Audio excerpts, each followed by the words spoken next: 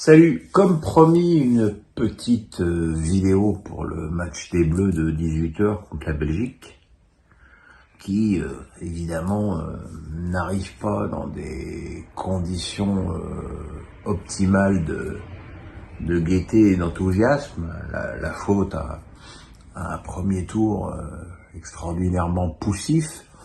Maintenant, comme j'ai eu l'occasion de le dire déjà plusieurs fois, c'est pas la première fois que les Bleus nous font un premier tour tout pourri.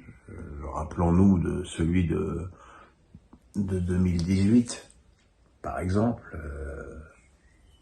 contre l'Australie, le Pérou et le Danemark, avec vraiment des matchs extrêmement décevants.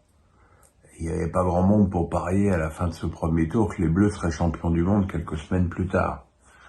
Alors bon, je vous le concède, c'est assez moyen comme raison de se rassurer.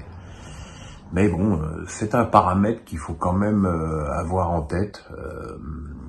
C'est que voilà, aujourd'hui, comme souvent les joueurs le disent, et on prend ça pour un lieu commun alors que c'en n'est pas un, c'est une autre compétition qui commence avec probablement un autre état d'esprit. Maintenant, il semblerait, selon les indiscrétions des envoyés spéciaux sur place, que les Bleus jouent en 4-4-2 losange, ce qui va faire très plaisir à Eric Carrière, qui a toujours détesté cette tactique, contre la Belgique, c'est-à-dire qu'on aurait un milieu Tchouaméni, Rabiot, Kanté, Griezmann, et devant Thuram, Mbappé. Je constate qu'à chaque fois que Deschamps fait un choix technique, c'est toujours au détriment d'un joueur offensif. Mais bon, ça non plus, c'est pas bien nouveau, hein. Ça fait 12 ans qu'il est à la tête de l'équipe de France, ça fait 12 ans qu'il défend.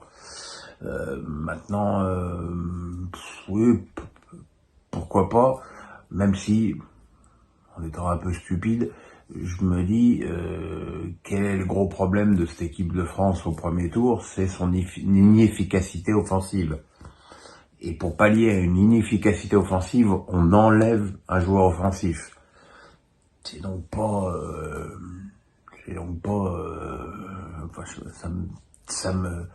ça me gêne un petit peu, d'autant que notre adversaire, lui non plus, n'a rien montré lors de ce premier tour.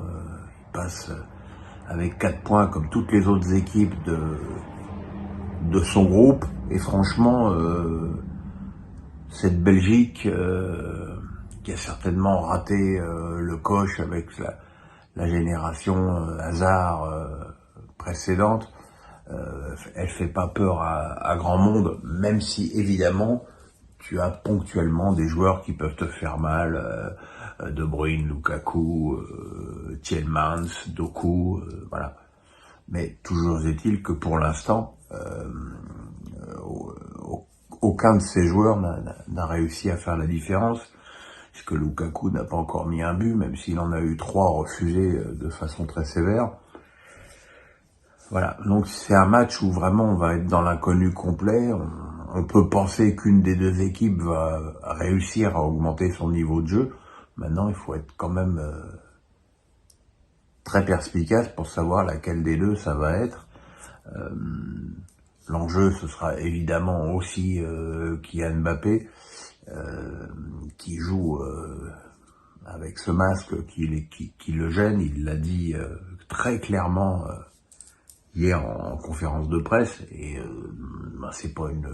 c'est un scoop pour personne. Tout le monde sait que un joueur, surtout un attaquant qui joue avec un masque, ça pose des problèmes à tous les niveaux, champ de vision, chaleur, et puis cette appréhension, parce que tu as un truc sur le tarbouif qui te rappelle seconde après seconde que tu as un problème.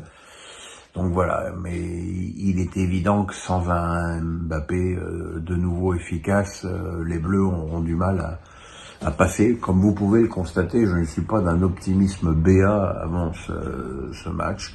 J'attends de voir, je suis comme tout le monde. Voilà, maintenant,